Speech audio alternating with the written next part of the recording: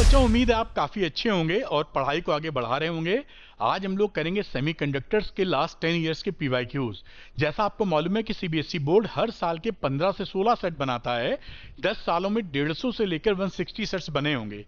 तो इसको देखते हुए सारे क्वेश्चंस तो कोई नहीं करा सकता, ना कोई बुक पब्लिश होती है, लेकिन अधिकतर मेथोडोलॉजी के मेथड्स के मैं क्वेश्चन इसमें इंक्लूड कर दूंगा, जिससे कि आप शुरू से लेकर अंत तक पूरा वीडियो अगर देखेंगे तो तरह तरह के सवालों को आप समझ जाएंगे कि इस तरह के सवाल पूछे जाते हैं और एग्जामिनेशन में कर लेंगे। तो शुरू से अंत तक पूरा वीडियो देखिएगा, जिससे कि हर मेथड के सवाल आपको समझ में आए।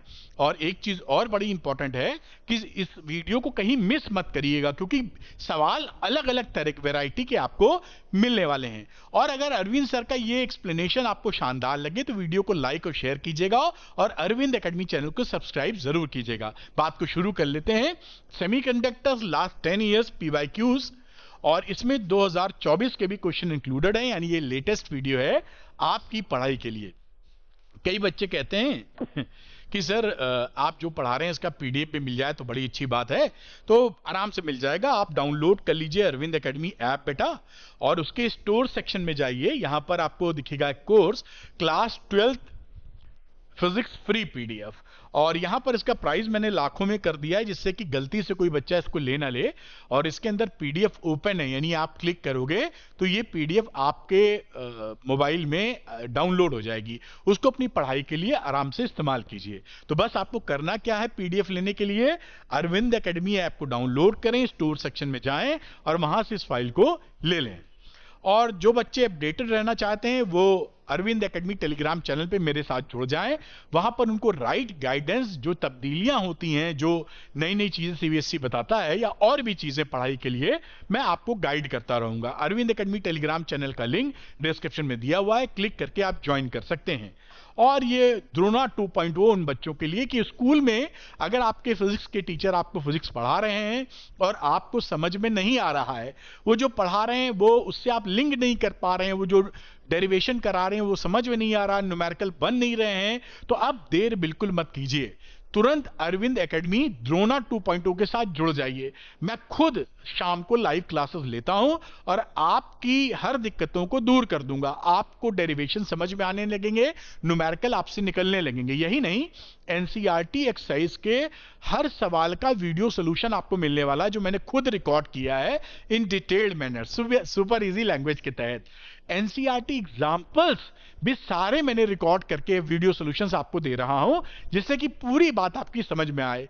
हर चैप्टर पर आपको वर्कशीट मिलेगी, यानी करीबन 25 क्वेश्चंस जो इंपॉर्टेंट होंगे और फुली सॉल्व होंगे, और कई सारे पीवाईक्यूज के वीडियो सॉल्यूशंस। तो आप अगर ये चाहते हैं और टॉपर बनना चाहते हैं, 97-98% लाना चाहते हैं, थोड़ा लक साथ दे दे तो 100 में 100 लाना चाहते हैं, तो द्रोणा 2.0 को ज्वाइन कर लीजिए। ज्वाइन करने के लिए आपको क्या करना है, अरविंद एकेडमी ऐप को डाउनलोड कर लेना है और इसके स्टोर सेक्शन में जाकर द्रोणा बैच में एनरोल होकर मेरे साथ पढ़ाई को शुरू कर देना है। चलिए, जिस वजह से ये वीडियो बन रहा है करता हूं वो वीडियो स्टार्ट करते हैं। 2024 का 3 नंबर का सवाल। ये क्वेश्चन बहुत ही इंपॉर्टेंट है। देखिए ये क्या, ये बहुत बार पूछा गया है। On the basis of energy band diagrams distinguish between an insulator, A semiconductor, एक कंडक्टर। ये मैं जितना इंपॉर्टेंट कहूं उतना कम है। हर साल या हर दूसरे साल ये टपक जाएगा। इसको डायग्राम बना के समझाया जाता है। मैंने स्लाइड डाल रखी है, मैं डायग्राम फटाफट आपको दिखाता हूं। तो आइए इंसुलेटर, सेमीकंडक्टर और कंडक्टर के बीच का हम लोग डिफरेंस देख लेते हैं एनर्जी बैंड डायग्राम के बेसिस पे। ये मेटल्स है, मेटल्स का मतलब हो गया कंडक्टर्स। अब कंडक्टर्स के केस में देखिए 2 केस होते हैं, देयर आर 2 केसेस। ये यहां पर बना हुआ है, देखिए ध्यान से, वैलेंस बैंड। ये वैलेंस बैंड का अपर एनर्जी लेवल है, और ये कंडक्शन बैंड का ईसी जो होता है वो लोएस्ट एनर्जी लेवल होता है। इस तरफ दिखा रहे हैं इलेक्ट्रॉन एनर्जीज। तो इस लिथियम, सोडियम, पोटेशियम के लिए ये मेटल्स के रूप में है, कंडक्टर्स हैं। इसमें क्या होता है कि ये जो कंडक्शन बैंड होता है ये पार्शियली फिल्ड होता है और वैलेंस बैंड पार्शियली एम्प्टी होता है। इसका क्या मतलब है, ऑलरेडी कुछ इलेक्ट्रॉन कंडक्शन बैंड में मौजूद होते हैं। इलेक्ट्रॉन जब कंडक्शन बैंड में मौजूद होंगे तो वो कैपेबल होते हैं करंट को फ्लो कराने के लिए, इसलिए मेटल्स में करंट आराम से फ्लो हो जाती है। अब मेटल्स का दूसरा केस क्या होता है, जो कि मैग्नीशियम जिंक के लिए एग्जाम्पल के तौर पर, कि यहां पर ये दोनों जो बैंड हैं वो ओवरलैप कर जाते हैं। यहां पे देखिए इलेक्ट्रॉन एनर्जी में ईवी यहां दिख रहा है आपको और ईसी यहां दिख रहा है, एक के ऊपर ओवरलैप कर गए। तो वैलेंस बैंड में तो इलेक्ट्रॉन था ही और कंडक्शन बैंड में मिल गया वो जाके, तो इलेक्ट्रॉन की कोई कमी नहीं है, यानी ऑलरेडी आपका कंडक्शन बैंड में इलेक्ट्रॉन मौजूद है। और कंडक्शन बैंड में इलेक्ट्रॉन मौजूद होने का मतलब है कि इलेक्ट्रॉन का फ्लो आसानी से कर पाएंगे जब भी आप एक्सटर्नल इलेक्ट्रिक फील्ड लगाएंगे। तो इसका मतलब है कि मेटल्स में कंडक्शन बड़ी सुविधाजनक तरीके से होता है, क्योंकि दोनों ही अवस्था में, दोनों भी सिचुएशंस में इनके पास फ्री इलेक्ट्रॉन कंडक्शन बैंड में मौजूद हैं। अच्छा ये देखते हैं इंसुलेटर्स में क्या होता है कि ये वैलेंस बैंड में और कंडक्शन बैंड में ये जो एनर्जी गैप हो 3 इलेक्ट्रॉन वोल्ट से ज्यादा का होता है। ये इससे क्या होगा, इससे ये होगा कि यहां का इलेक्ट्रॉन आराम से यहां पहुंच नहीं पाएगा।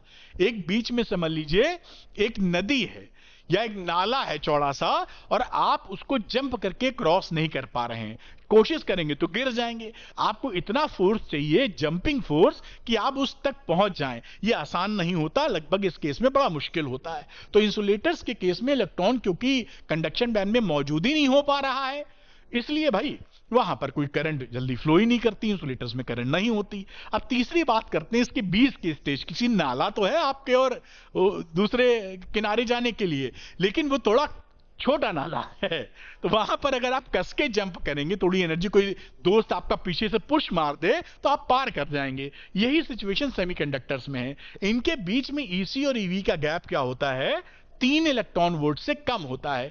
यानी यहां के इलेक्ट्रॉनों को एनर्जी अगर काम भर की मिल जाए तो जंप करके वैलेंस बैंड कंडक्शन बैंड में पहुंच जाते हैं। और जैसे ही कंडक्शन बैंड में पहुंच जाएंगे बेटा, वो इस काबिल हो जाएंगे कि करंट को फ्लो करा सके। अगर इलेक्ट्रॉन वैलेंस बैंड में है तो करंट को फ्लो नहीं करा सकता है, वैलेंस बैंड में केवल होल फ्लो करा सकता है। इलेक्ट्रॉन को करंट फ्लो कराने के लिए कंडक्शन बैंड में होना जरूरी है। तो ये तीनों आपके सामने एक साथ फोटो मैंने रख दी हैं। मैं हट भी जाता हूं, उसका स्क्रीनशॉट ले लीजिए, या पीडीएफ लेना चाहते हैं तो इस वीडियो की शुरू में मैंने बताया है। ये क्वेश्चन एक्सट्रीमली इंपॉर्टेंट है। मेटल्स या कंडक्टर्स, साथ में इंसुलेटर्स और साथ में सेमीकंडक्टर्स के बीच में क्या फर्क होता है on the basis of energy band diagram, ये फर्क होता है। नोट कर लीजिए इसे बेटा। तो बच्चों करते हैं 2024 का, ये रहा एक नंबर का क्वेश्चन बेटा। इसमें पूछा है N type semiconductor silicon is obtained by doping intrinsic SI with. अब देखिए एन टाइप किसके साथ मिलेगा, एन टाइप तो उसके साथ मिलेगा जो एक इलेक्ट्रॉन एक्स्ट्रा दे सके, यानी जो जिसके पास बाहर 5 इलेक्ट्रॉन हो आउटर ऑर्बिट में। तो वो कौन सा होगा यहां पर, फास्फोरस, क्योंकि वो एन उसको एक इलेक्ट्रॉन एक्स्ट्रा देना है तभी वो एन टाइप बनेगा। तो यहां पर ये जो आंसर है ये आप बिल्कुल समझ पाए होंगे, आंसर हो जाना चाहिए सी, यानी फास्फोरस। एन टाइप लेना है तो फास्फोरस से आप इसको डोप करा दीजिए और ये बन जाएगा आपका सेमीकंडक्टर। एक्सट्रिंसिक सेमीकंडक्टर है एन टाइप। और ये देखिए किस तरह से मैंने फोटो भी बनाई है आपको समझाने के लिए। ये देखिए 5 अनबाउंडेड पेंटावेलेंट वैलेंसी वाला ऐड कर देते हैं जबकि फास्फोरस, ये 5 बाकी 4 से कोवेलेंट बॉन्डिंग कर ली 4 इलेक्ट्रॉन से, एक इलेक्ट्रॉन यहां पर एक्स्ट्रा, या शुद्ध देसी अंदाज में बोले तो फादिल मतलब एक्स्ट्रा ही समझ में आ रहा है, या उर्दू या हिंदी में बोले तो फादिल। तो ये एक एक्स्ट्रा इलेक्ट्रॉन आ गया है, यही इसके कैरेक्टर को एन टाइप शो करता है। एक और इंटरेस्टिंग चीज दिखेगा, ये 2024 में एक सवाल आया था, आपसे पूछा गया है उस सवाल में कि एक एक्सट्रिंसिक सेमीकंडक्टर में, चाहे वो एन टाइप हो चाहे पी टाइप हो, वो न्यूट्रल होता है सेमीकंडक्टर। तो न्यूट्रल क्यों होता है, न्यूट्रल इसलिए होता है कि यहां पर देखिए इलेक्ट्रॉन एक एक्स्ट्रा है ना, तो इसके पास भी तो +1 एक्स्ट्रा है, सबके पास 4 है तो उसके पास +5 है। हमने सिलिकॉन न्यूट्रल को फास्फोरस न्यूट्रल के साथ मिक्स किया है, 2 न्यूट्रल चीज मिल रही हैं, तो चार्ज घटेगा बढ़ेगा काहे को, है ना। तो कोई भी एक्सट्रिंसिक सेमीकंडक्टर अगर है, चाहे वो एन टाइप है जैसा कि ये, या पी टाइप है, वो इलेक्ट्रिकली न्यूट्रल होता है। ये बात भी ध्यान रखिएगा, बहुत इंपॉर्टेंट है। और आप देख भी रहे हैं, ये अगर एक्स्ट्रा इलेक्ट्रॉन आपको दिख रहा है तो +4 की जगह इसके पास +5 है, एक प्लस एक्स्ट्रा है, तो इलेक्ट्रिकली ये न्यूट्रल है। तो इस बात को आप अच्छे से नोट कर लीजिए बेटा। तो बच्चों करते हैं 2024 का एक नंबर का सवाल। देखिए ये थोड़ा इंटरेस्टिंग है, ये कभी कभी 3 नंबर में भी दे देते हैं, लेकिन अब इनकी मर्जी है, 1 नंबर में दे दिया है इसको। खैर, a pure silicon crystal having this 1 atoms per metre cube, यानी डेंसिटी हो गई इसकी, atom density, volumetric density, is doped with 1 ppm concentration of antimony. तो देखिए एंटीमनी जो कंसंट्रेशन है 1 ppm का मतलब होता है 1 पार्ट पर मिलियन, ppm पार्ट्स पर मिलियन, ठीक है, 1 मिलियन 10 लाख के बराबर होता है। तो if the concentration of holes in the doped crystal is found to be this 1, hole का कंसंट्रेशन दिया हुआ है, the concentration in metre cube of intrinsic charge carriers in silicon is. तो देखिए आपने इक्वेशन पढ़ी होगी, Ni का square is equal to Ne into NH, extrinsic charge carrier के लिए इक्वेशन आपको मालूम है। यहां पर हमको देखिए दे रखा है होल्स का कंसंट्रेशन और कंसंट्रेशन ऑफ इंट्रिंसिक चार्ज, ये Ni पूछा है। अगर हम Ne निकाल लें तो Ne इंटू NH करेंगे तो Ni हम निकाल सकते हैं, यानी कि हमें दिशा मिल गई, हमें करना क्या है, तो हमें Ne निकालना है, Ni, ठीक है। आइए शुरू करते हैं। तो यहां पर कहानी क्या है, 1 पार्ट पर मिलियन का मतलब क्या होता है, यह भी लिख देता हूं। 1 ppm का मतलब 1, ज्यादा लंबा 1 कर दिया, 1 पार्ट पर मिलियन। 1 पार्ट पर मिलियन का मतलब हो गया 1/10⁶, 10 लाख जो होता है। तो जो इतने एटम थे उसका 10 लाखवां हिस्सा हमने इसमें ऐड किया है। तो हम लिख देते हैं जो हमने एंटीमनी इसमें ऐड किया है, वो एंटीमनी कितने एटम्स ऐड हुए हैं वो निकाल लेते हैं। इसी के नीचे मैं लिख देता हूं कि so for 5 into 10⁻28 atoms of silicon, number of doped antimony, जो कि Sb लिखते हो, Sb एटम्स, और इसको मैं थोड़ा सा ऊपर कर लेता हूं, यहीं पे निकाल देता हूं जैसे कनेक्टिविटी यहां पर बनी रहे। तो ये कितना हो गया, number of doped antimony atom 5 into 10⁻28 into 1/10⁶, इतने एटम्स, यानी 5 into 10⁻22 atoms of Sb antimony आ गया।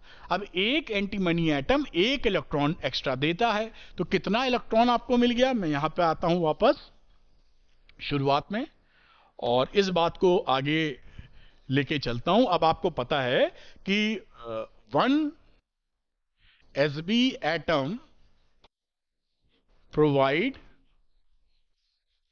1 extra electron।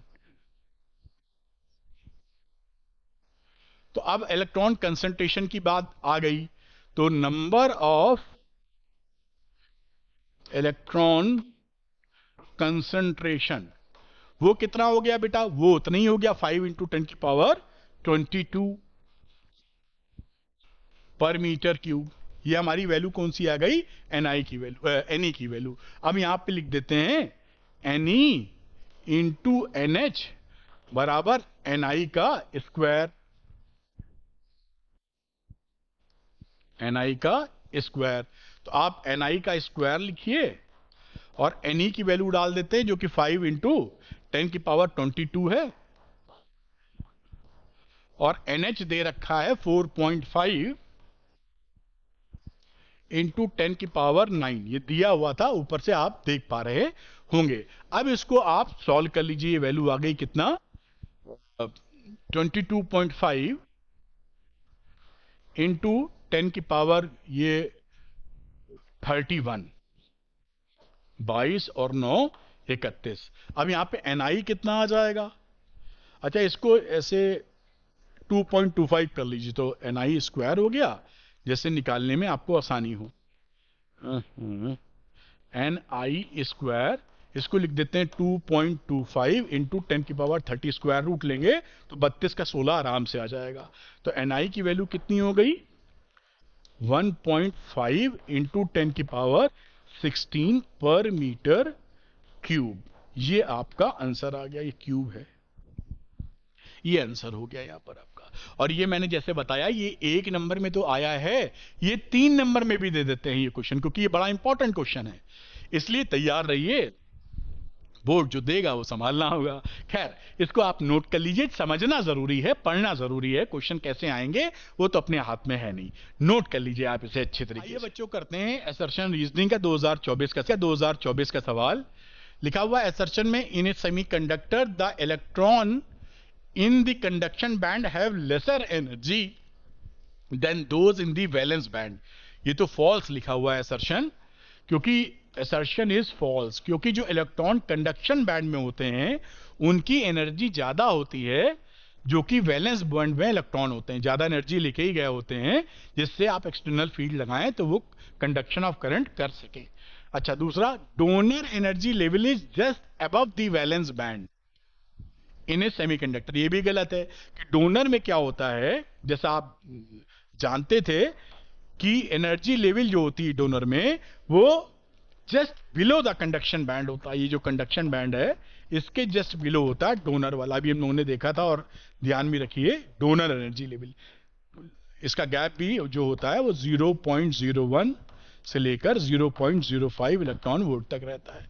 तो ये जो डोनर एनर्जी लेवल होता है just below the conduction band होता है, तो ये भी गलत लिखा हुआ है, रीजन भी इसका फॉल्स है, तो एक्सप्लेनेशन की तो बात ही ना आई, इसलिए इसका जो आंसर है वो बेटा डी हो जाएगा।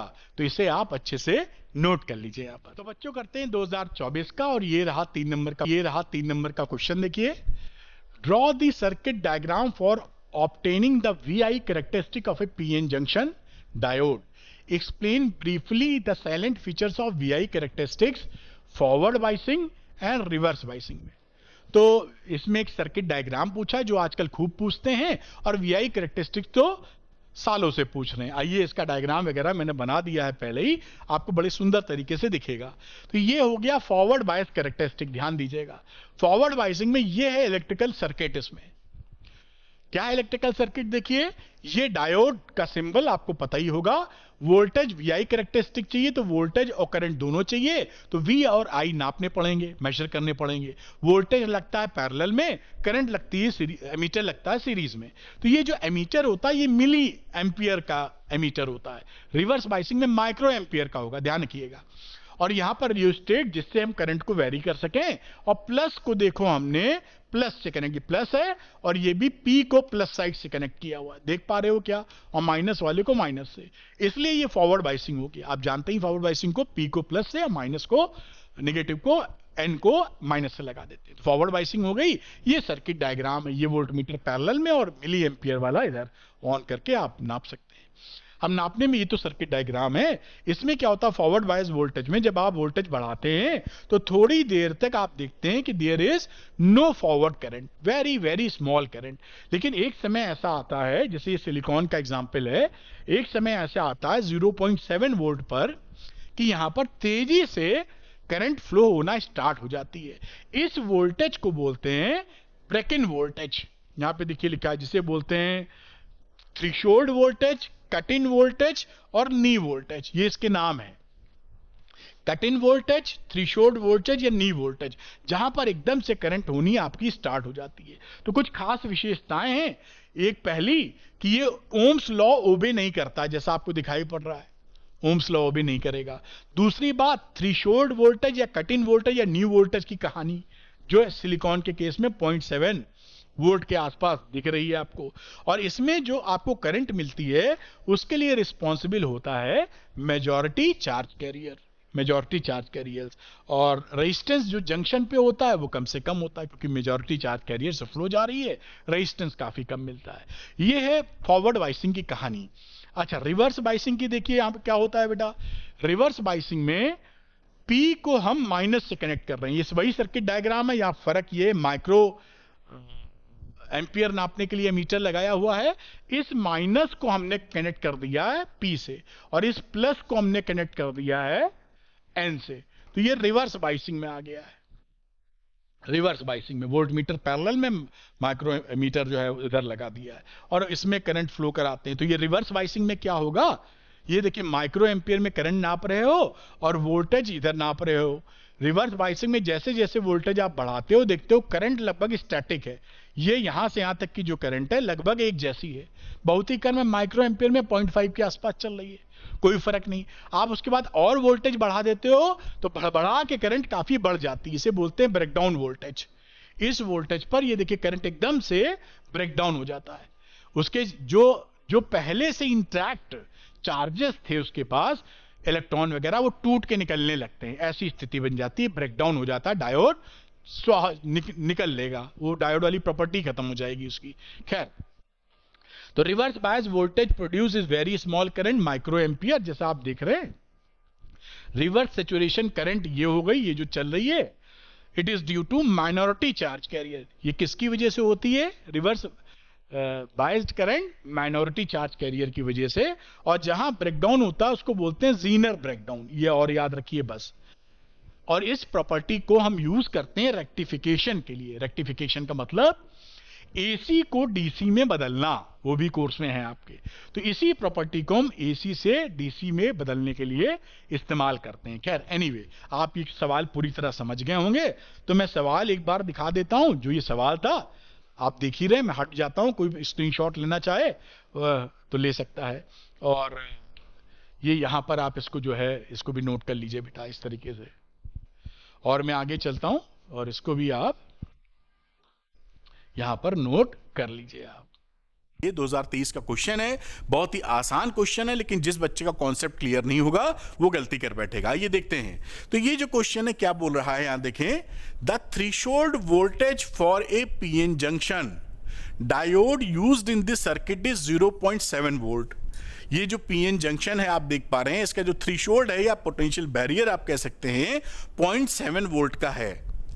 The type of biasing and current in the circuit are. अब इसमें पहले तो ये पता करना है कि बाइसिंग कैसी है, फॉरवर्ड बाइसिंग है कि रिवर्स बाइसिंग है। आप जानते हैं जब पीएन जंक्शन को पी टाइप वाले को प्लस से लगा दें, एन टाइप वाले को माइनस से लगा देंगे तो हम बोलते हैं फॉरवर्ड बाइसिंग है। और इसका ये जो सिंबल होता है इसका मतलब पी एन ऐसे होता है।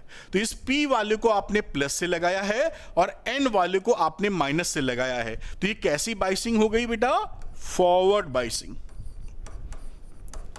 तो है, तो ये कहानी किसकी, फॉरवर्ड बाइसिंग की। पी वाला प्लस से लगा है, एन वाला माइनस से लगा है। अब यहां पर ये जो इसका थ्रेशोल्ड पोटेंशियल है वो 0.7 वोल्ट है और आपने सोर्स लगा रखा है उससे कम, 0.7 से कम 0.5।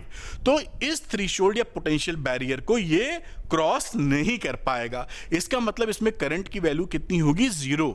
तो करंट विल बी 0। ये करंट 0 तब नहीं होती जब ये जो सोर्स पोटेंशियल है ये 0.7 से बड़ा होता, तो कुछ करंट फ्लो होती। अगर उससे छोटा है तो कोई करंट नहीं फ्लो होगी। तो दो बड़ी अहम बातें निकली, ये फॉरवर्ड बाइसिंग में लगा हुआ है और इसके अंदर करंट कुछ भी नहीं है, यानी शून्य है। तो इसको देखते हुए इसका जो आंसर हो जाएगा वो आंसर ए हो जाएगा बेटा। बाकी मैंने समझा तो पूरा आपको दिया ही है कि फॉरवर्ड बाइसिंग है, 0 एम्पेयर की करंट है। तो ये आपको क्लैरिटी होनी चाहिए, वरना ये सवाल आपका गलत हो सकता है। मैं हटता हूं, इसको नोट कीजिए और अगले सवाल को लेंगे जो 2023 का ही है और 3 टुकड़े उस सवालों को, थोड़ा बड़ा सवाल है, प्यार से करेंगे क्योंकि वो आता है, कुछ तीनों में से कोई एक पार्ट आ जाएगा और तीनों ही आ गया तो बात ये अलग है। तो आप इसको पॉज करके बेटा नोट कर लें। तो चलिए इसको समझते हैं। जैसे पहला है, with the help of a circuit diagram briefly explain the working of a full wave rectifier using PN junction diodes। तो इसका हमको सर्किट डायग्राम बनाना है, यही लिखा है ना, सर्किट डायग्राम बना देते हैं सर्किट फुल वेव रेक्टिफायर के लिए। तो मैं यहां बना देता हूं, जगह थोड़ी दिख रही है। तो देखिए सबसे पहले यार नया पन्ना ही ले लूं, थोड़ा बड़ा बड़ा बनाने में मजा आएगा, नया ले लेते हैं। और फुल वेव रेक्टिफिकेशन दिखाना है। रेक्टिफायर होते क्या है, एसी वोल्टेज या करंट को डीसी वोल्टेज या करंट में चेंज करने वाले डिवाइसेस हैं फुल वेव रेक्टिफिकेशन। तो फुल वेव में पहले होता है ट्रांसफार्मर बेटा, ये यहां पर आप ऐसे ट्रांसफार्मर लगा दीजिए, काफी है। इसके बाद ये देखिए ट्रांसफार्मर का थोड़ा सिंबल ऐसे लगा देते हैं, ये बन गया ट्रांसफार्मर। यहाँ कोई एसी सोर्स चाहें तो ये एसी सोर्स यहाँ ऐसे लगा सकते हैं। ये क्या है? ट्रांसफार्मर। इसको थोड़ा सा और बड़ा कर लेते हैं क्योंकि सेंट्रल टैपिंग भी चाहिए, ऐसे यहाँ पर। और यहाँ से एक हम डायोड फिट करेंगे इसमें। देखिए एक डायोड यहाँ है, इसको कह देते हैं हम लोग डायोड नंबर 1, ए कह दो पॉइंट को। और एक डायोड यहां पुट करेंगे। 2 डायोड इस्तेमाल किए जाते हैं फुल वेव रेक्टिफिकेशन में, इसको कह देते हैं D2। अब इन दोनों को हम आगे बढ़ाकर सेंटर में ऐसे कनेक्ट कर देंगे आपस में, और एक टर्मिनल निकालेंगे यहां से, विच इज आप X कह सकते हैं। यहां लोड लगा दीजिए, ये लोड मतलब पंखा का जो चलाना हो। और ये देखिए यहां पर इसको मैं Y कह देता हूं। और यहां पर एक सेंट्रल ट्रैपिंग होती है, सेंटर में ऐसे हम इसको फिट कर देते हैं, ऐसे जंप करा दो। और यहाँ पर अर्थिंग और ये कनेक्शन यहाँ से स्टेब्लिश कर दिया गया है इस तरीके से। तो ये यहाँ पर RL मतलब लोड दे सकते हैं, दिस इज आउटपुट। और ये सेंटर टैप होता है, तो मैं कलर बदल लेता हूं जिससे अलग से आप देख पाएं। दिस इज सेंटर टैप, ये बीच में लगा रहता है इसके। और ये क्या है? This is transformer, transformer. मेरे ख्याल से ये बात हो गई, ये अर्थिंग है। This is the full wave circuit diagram of full wave rectification. Circuit diagram for full wave rectification. तो फुल वेव रेक्टिफिकेशन में ध्यान रखिएगा, खैर इसका वेव फॉर्म भी बना देते हैं जब पढ़ा ही रहे हैं। हमेशा 2 डायोड का इस्तेमाल आप करेंगे, ये D1 D2। और जब भी ये पूछा जाए आप कोशिश कीजिएगा समय निकाल के वेव फॉर्म यानी इनपुट वेव और आउटपुट वेव को भी लगे हाथ दिखा दीजिए। तो मैं कलर बदल के इनपुट आउटपुट वेव दिखा देता हूं। और ये देखिए येलो कलर ले लेते हैं। तो ये देखिए एक इनपुट वेव दिखा रहा हूं जो कि इस ए वाले पे जा रही थी उस समय, वेव फॉर्म ए, वेव फॉर्म ए, ये इनपुट वाली है। तो यहां पर ये इस सीधी रेखा बना देते हैं और ये कुछ इस तरीके की कहानी दिखा देते हैं। अब इसी में अगला दिखा देते हैं, इसी के नीचे ऐसे, this is wave form B. Wave form जो बी पर, बी मतलब इस पे जो वेव फॉर्म आ रहा है इसका उल्टा चलता है वो। तो ये मैं ऐसे बना देता हूं। ये देखिए इतने में ये अगर ऊपर है ये, तो ये इतने में ऐसे नीचे बना दीजिए। जब ये फॉरवर्ड बायस तो वो रिवर्स बायस। और इसी तरीके से ये देखिए ऐसे बना दीजिए। और ये रहा आपका नीचे। ये दोनों क्या हैं? इनपुट हैं। अब इसके आउटपुट की बात की जाए, थोड़ा सा इसको खिसकाना होगा ऊपर। और ये देखिए दिस इज आउटपुट। मैंने पूरा ही आपको समझा दिया है और अब इसका मतलब भी समझा दूंगा। यहां से जो फॉरवर्ड बाइज्ड है ये ऐसे करके पल्सेस ऐसे चली जाती रहेंगी। तो ये जो है ये D1 डायोड था, ये D2 डायोड था। ये आपका मिलता है D2 D1 जो फॉरवर्ड बायस्ड है। ये रिवर्स बायस्ड है, इसका कुछ नहीं मिला फॉरवर्ड। ये देखिए फॉरवर्ड बायस्ड है तो ये D2 D2 आ गया। ये आउटपुट वोल्टेज या करंट आप लिख सकते हैं जो भी लोड पर लगाकर बैठे हैं। तो ये आउटपुट हो गया, बाकी ये इनपुट हो गया, जैसे आप समझ पाए। अब इसकी थोड़ी वर्किंग भी लगे हाथ में समझा देता हूं, पहले 2 मिनट लगे जिससे काम बन जाए आपका। तो वर्किंग में जैसा आप इसकी वर्किंग देखिए, रेक्टिफिकेशन जो होता है उसका मेन गुण ये होता है कि जब भी आप डायोड को फॉरवर्ड बायसिंग में लगाते हैं करंट अलाउ करता है मेजॉरिटी चार्ज कैरियर से, और रिवर्स बायसिंग में ये करंट अलाउ नहीं करता मोरलेस, यानी रेजिस्टेंस काफ़ी ज़्यादा होता है। तो जब ये आपने एसी करंट लगाया तो सपोज करिए किसी वक्त ये प्लस रहा होगा और ये माइनस रहा होगा, ऐसे बना देते हैं। तो ये प्लस हो गया देखो बेटा, और ये माइनस हो गया इसी हिसाब से, ठीक। अब ये अगर प्लस है तो ये पी है ना, ये पीएन जंक्शन है, पीएन ऐसे। तो P वाला प्लस से है और N वाला यहां से देखिए तो सेंटर टैपिंग में इससे कम वोल्टेज पे है, यानी कि माइनस पर है। तो ये फॉरवर्ड बाइसिंग पर है। इस समय मैं इसी व्हाइट कलर से लिख रहा हूं, ये फॉरवर्ड बाइसिंग पर है।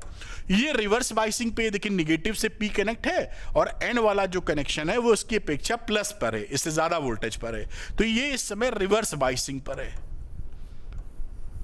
तो यहां से करंट आपकी जाएगी और यहां से नहीं जाएगी, मतलब D1 से करंट फ्लो होगी जैसा दिख रहा है। फॉरवर्ड बाइसिंग D1 से करंट आ गई, लेकिन D2 से करंट नहीं जाएगी क्योंकि ये समय रिवर्स बाइसिंग में। ठीक है, अब अगले क्षण में क्या होगा, क्योंकि AC तो बदलता रहता है अपना सिस्टम, तो मैं कलर दूसरा लेता हूं।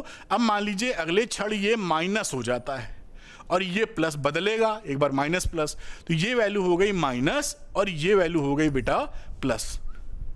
देख पा रहे हैं ना, बदल गया भाई, वो साइकिल होती है एसी की, बदलता रहता है। तो यहां पर अब ये जो पहले फॉरवर्ड बाइसिंग में था ये अब रिवर्स बाइसिंग में आ गया है, क्योंकि ये देखिए ये कनेक्शन P वाला माइनस से है और N वाला कनेक्शन इसकी अपेक्षा प्लस से है, तो ये रिवर्स बाइसिंग में है। और अब ये फॉरवर्ड बाइसिंग में है, तो इससे करंट नहीं जाएगी, इससे जाएगी फॉरवर्ड बाइसिंग से। तो यहां पर यही चीज देखी, इससे करंट जा रही है D2 से देखिए और इस D1 से नहीं जा रही है। इस तरह से ये पूरी कहानी फुल वेव रेक्टिफिकेशन, ये क्या है, फुल वेव रेक्टिफिकेशन का सर्किट डायग्राम है और साथ में ये इसका रिजल्टेंट वेव फॉर्म है। ये मैंने पूरी बात आपको बता दी है। ठीक, अब देखते हैं सेकंड वाला पार्ट क्या था, मैं भूल गया। ये यहां पर draw VI characteristics of A PN junction diode, explain how this characteristics make a diode suitable for rectification. तो कुछ भी नहीं है, बहुत ही सरल है ये। तो फॉरवर्ड और रिवर्स बाइस का आपको डायग्राम बनाना है। तो कुछ ना कीजिए, जब भी बोलते हैं VI कैरेक्टरिस्टिक का मतलब होता है V और I में ग्राफ बना दो। तो मैं यहां पर ऐसे खींच रहा हूं, जिसे आप लिख रहे हैं VI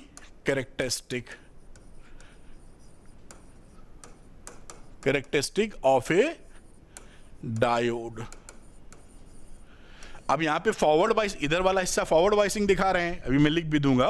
तो यहां पर इस एक्सेस पे क्या दिखा देते हैं, वोल्ट्स, 1 वोल्ट, 2 वोल्ट, 3 वोल्ट्स, और इधर निगेटिव वाले वोल्ट -1, -2, -3। फॉरवर्ड बाइसिंग में ये जो करंट होती है वो मिली एम्पियर में होती है। This is in milliampere, और मिली एम्पियर में लिख दीजिए 10, 20, 30 ऐसे 40 करके, और इसके अपोजिट जाएंगे तो माइक्रो एम्पियर में करंट होती है जो कि काफी कम होती है। तो 0.5 माइनस में कह लीजिए, माइनस में 0.1 कह लीजिए, और इसी तरह यहां कह सकते हैं 1.5। और ये जो करंट है ये है माइक्रो एम्पियर में, ये थी आपकी मिली एम्पियर में। ये मैंने डायग्राम बढ़िया सा खींच दिया।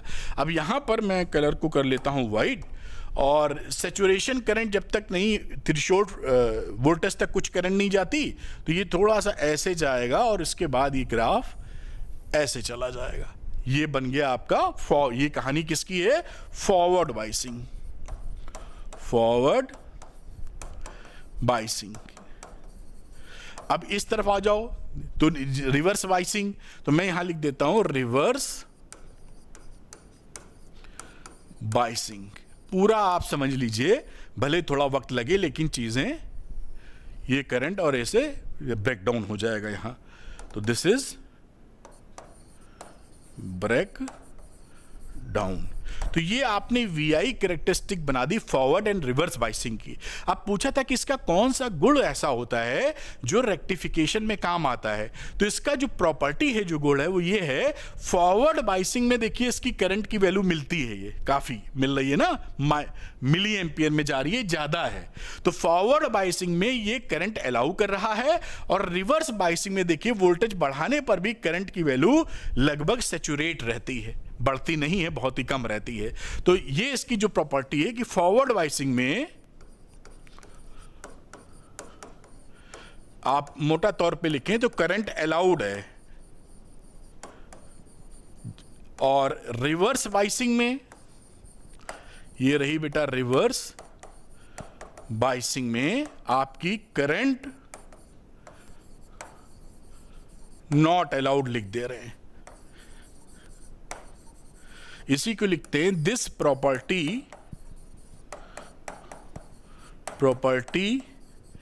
Is used for rectification.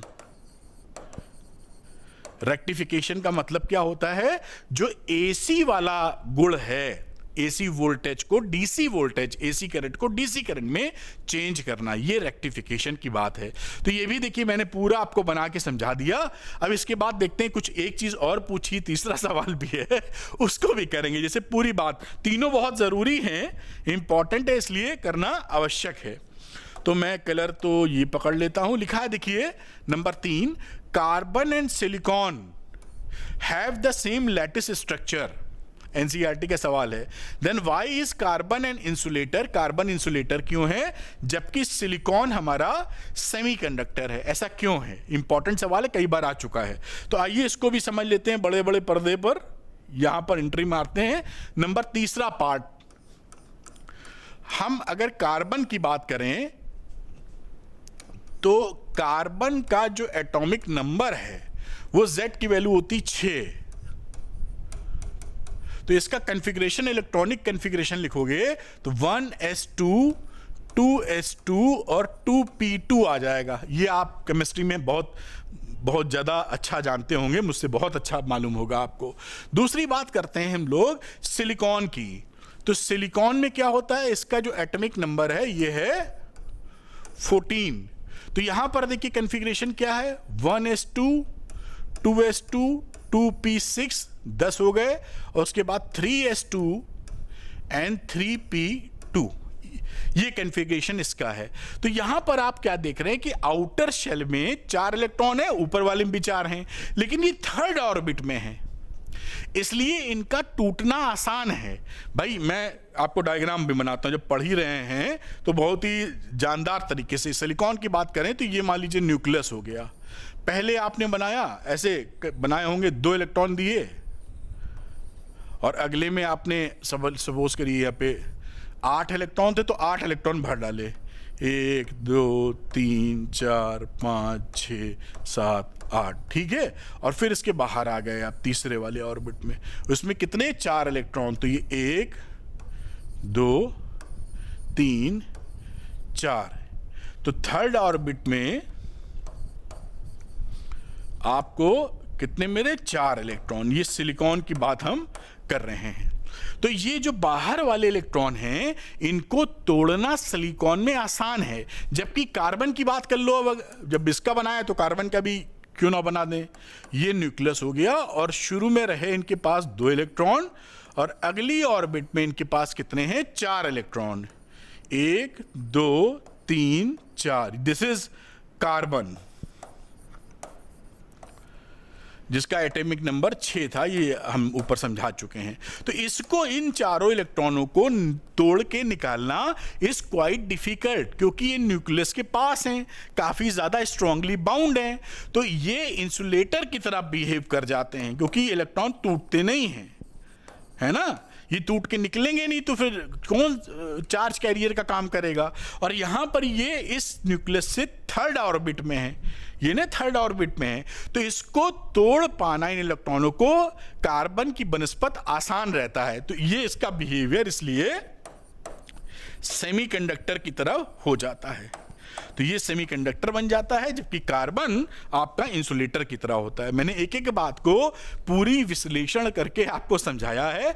कोई भी टुकड़ा कहीं पूछा जाए आप आसानी से आंसर कर पाएंगे, डिटेल्ड तरीके से, सरल तरीके से। तो चलिए आपको एक एक बार दिखा देता हूं। जैसे बच्चे कहते हैं नोट करना है, तो आप नोट कर पाएंगे, फिर अगले सवाल की तरफ चलेंगे, उसको भी शांति से, प्यार से आपको मैं बताने की कोशिश करूंगा, चेष्टा करूंगा। ये क्वेश्चन है, हट जाता हूं, आप इसका स्क्रीनशॉट ले लिया होगा, उम्मीद कर रहे हैं। और ये देखिए पहले वाला आंसर था सर्किट डायग्राम वगैरह फुल वेव रेक्टिफायर का। मैं हटता हूं, तो ये फुल वेव, मैं यहां कहीं हेडिंग डाल दूं, फुल वेव रेक्टिफायर। जैसे कोई बच्चा बाद में देखें तो ये ढूंढना ना पड़े कि है ये किसका डायग्राम। तो फुल वेव रेक्टिफायर का डायग्राम, सर्किट डायग्राम, और वेव फॉर्म भी नीचे आपको दिखाई पड़ रहा है। पॉज करके आप इसको अच्छे से नोट कर सकते हैं, मेरे ख्याल से कर पाए होंगे। फिर इसका तीसरा पार्ट आ जाता है बेटा, ये देखिए, ये दूसरा पार्ट मतलब जिसमें फॉरवर्ड और रिवर्स बाइसिंग और कौन सी प्रॉपर्टी है जो रेक्टिफिकेशन में काम आ रही है, ये भी नोट कर पाए आप। फिर इसका थर्ड पार्ट था, वो भी काफी इंटरेस्टिंग है, कार्बन और सिलिकॉन वाला, और इसको भी आप नोट कर लीजिए, कार्बन सिलिकॉन की कहानी मेरे। और इसमें देखेंगे हमसे क्या ये पूछने की कोशिश कर रहे हैं। लिखा, name 2 important processes involved in the formation of PN junction diode. अच्छा, with the help of a circuit diagram explain the working of a junction diode as a full wave rectification। ये तो ऑलरेडी हम पिछले समझा चुके हैं। Circuit diagram, draw it's input and output wave form, से भी हम लोग कर चुके हैं, अभी किया है। State the characteristic property of A junction diode that makes it suitable, ये भी कर चुके हैं। यानी सब कुछ कर चुके हैं। पहले वाला जो पीएन जंक्शन बन रहा है उसमें 2 इंपॉर्टेंट प्रोसेस हमको बताने हैं, तो अभी बताते हैं 2 इंपॉर्टेंट प्रोसेस कौन से होते हैं, डिफ्यूजन एंड ड्रिफ्ट करंट। तो यहां पे लिख लेते हैं 2 इंपॉर्टेंट प्रोसेस। कौन सा एक लिख लीजिए आप, डिफ्यूजन करंट,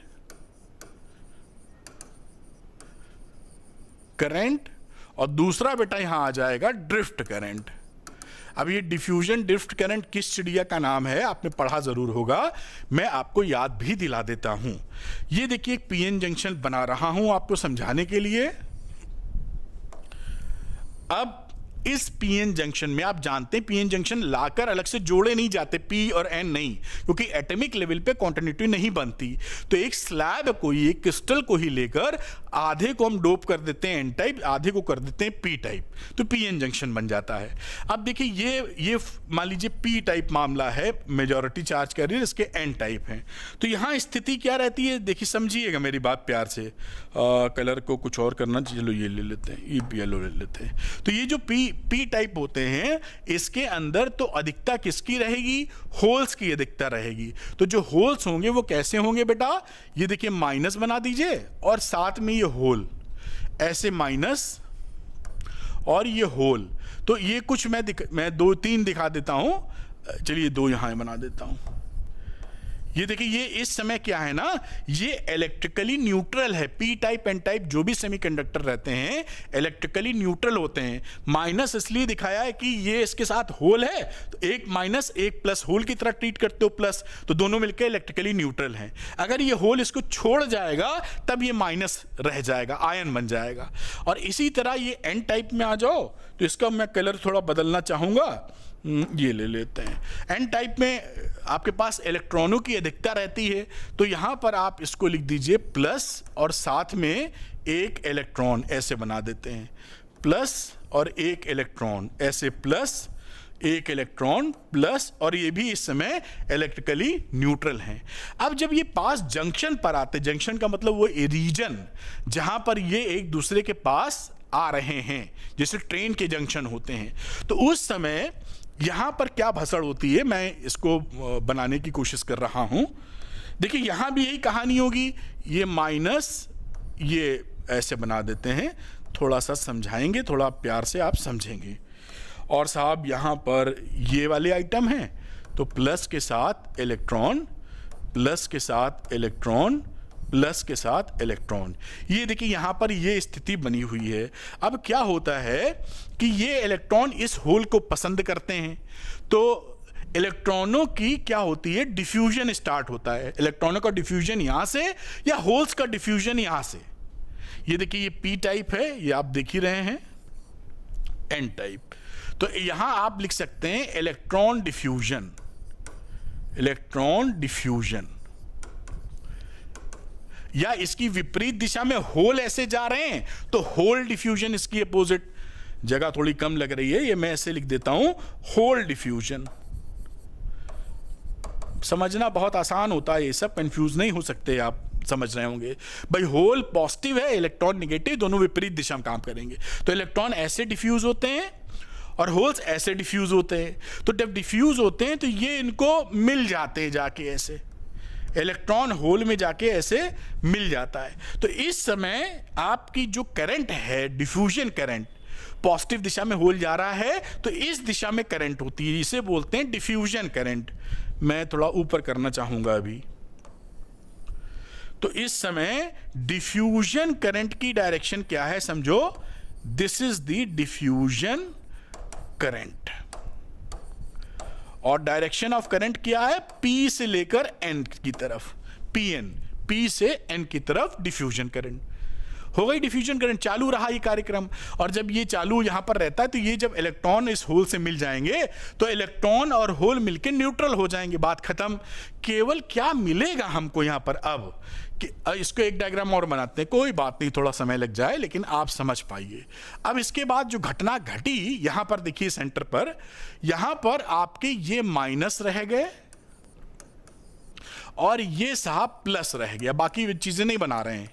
ये P टाइप इधर था, N टाइप इधर था। यहां देखिए ये होल इलेक्ट्रॉन मिलके गायब हो गए इलेक्ट्रिकली न्यूट्रल हो गए।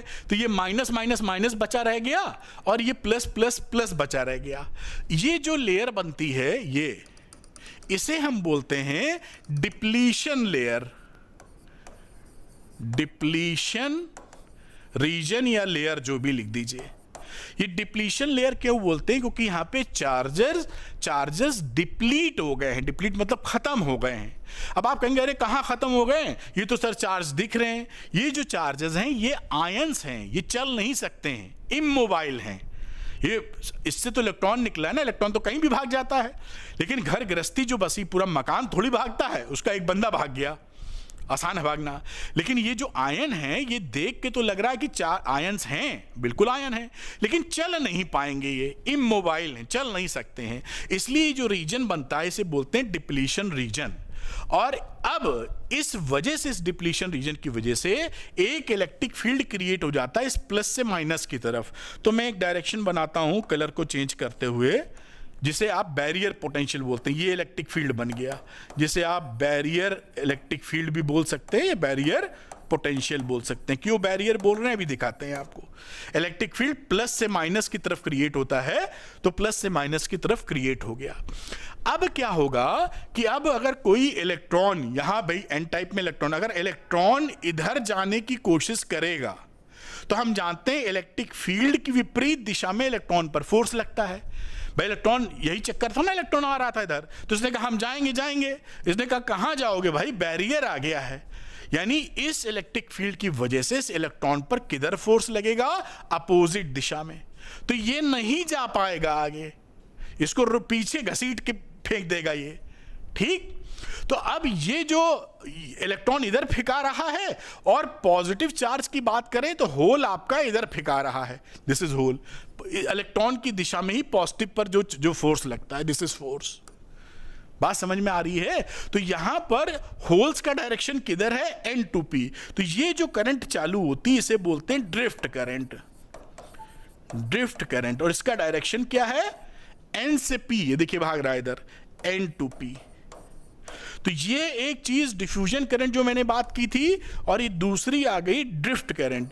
ये दोनों देखिए एक दूसरे से विपरीत दिशा में, एक इधर जा रही है और एक इधर जा रही है। और ये कार्यक्रम तब तक चलता रहता है जब तक कि दोनों करंट इक्वल ना हो जाएं।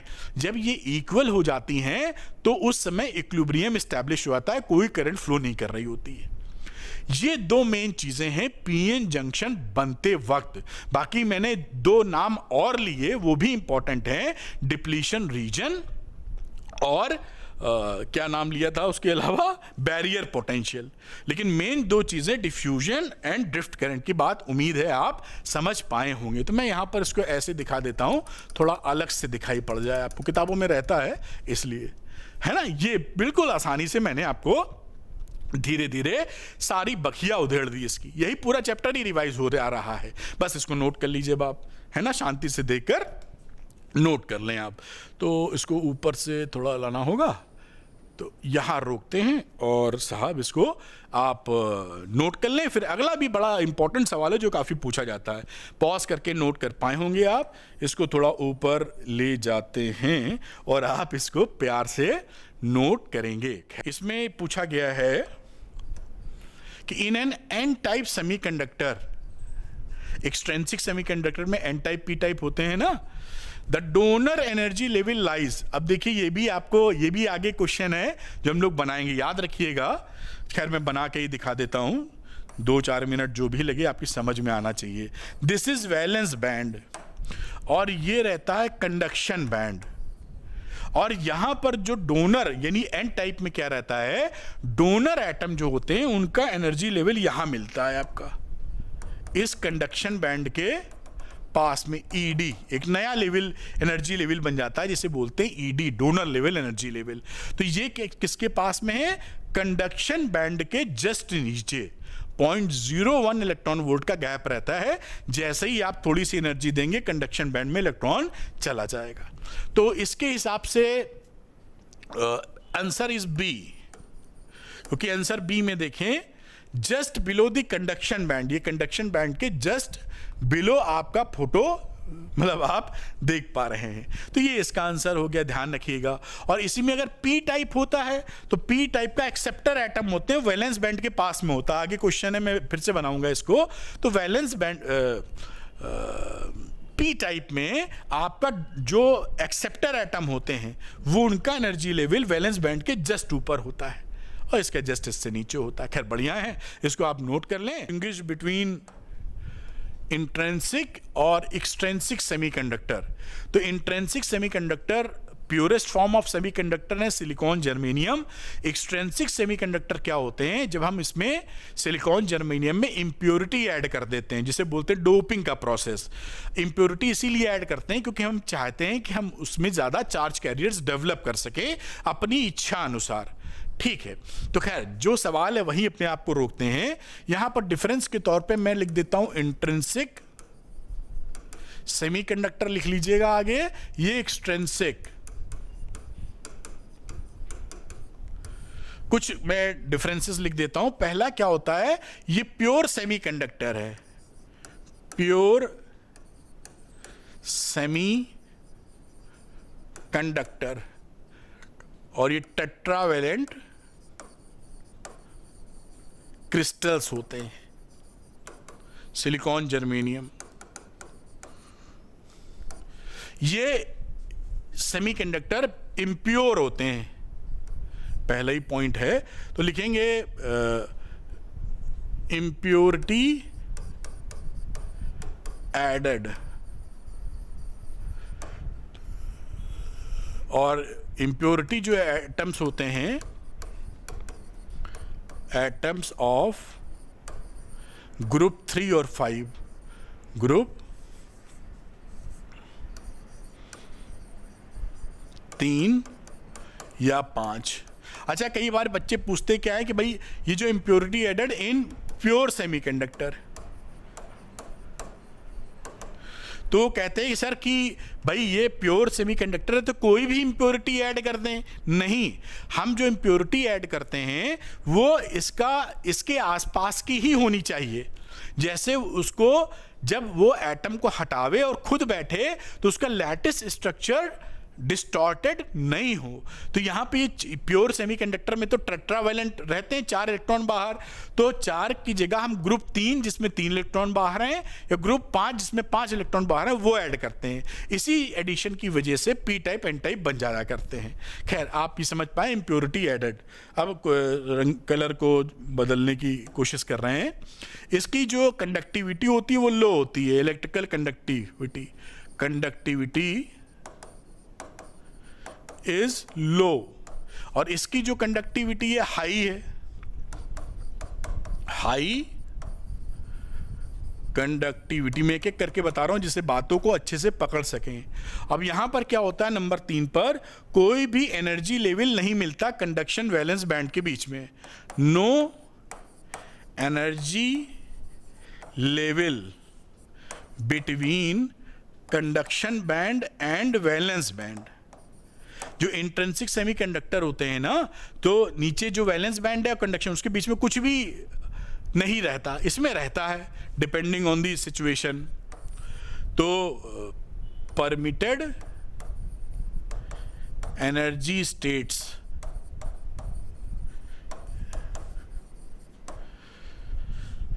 ये states in between conduction band and valence band, donor वाला एक्सेप्टर वाला जो एनर्जी लेवल होता है वो। नंबर 3 हो गया। और बात करें, आप बहुत कुछ लिख सकते हैं, कुछ बातें और कर देते हैं। यहाँ पर नंबर ऑफ जो फ्री इलेक्ट्रॉन्स हैं और नंबर ऑफ जो होल्स होते हैं, ये दोनों इक्वल होते हैं। यहाँ पर ये इक्वल नहीं होते, कैसे डोपिंग किए हुए हैं उस पर डिपेंड करता है, एन ज़्यादा है कि एन एच ज़्यादा है। नंबर 5 की बात कर लेते हैं, एक और लिख देते हैं। इसकी जो कंडक्टिविटी है वो केवल टेम्परेचर पे डिपेंड करती है। इलेक्ट्रिकल कंडक्टिविटी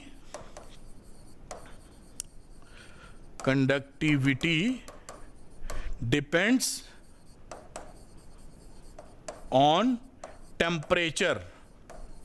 यहां पर क्या है कि टेम्परेचर के साथ साथ डोपिंग कंसंट्रेशन पे भी डिपेंड करती है। Depends on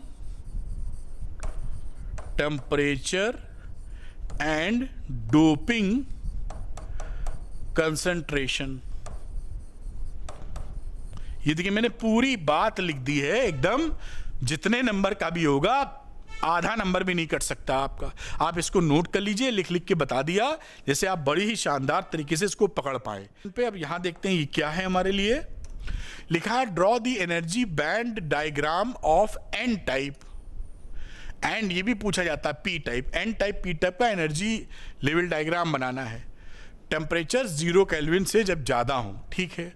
in the case of N type semiconductor the donor energy level is slightly below the bottom of the conduction band, where is in P type semi, इसी का answer ही लिख दिया है। The acceptor energy level is slightly above the top of the valence band. Explain giving examples what role do this energy levels play in conduction and valence bond.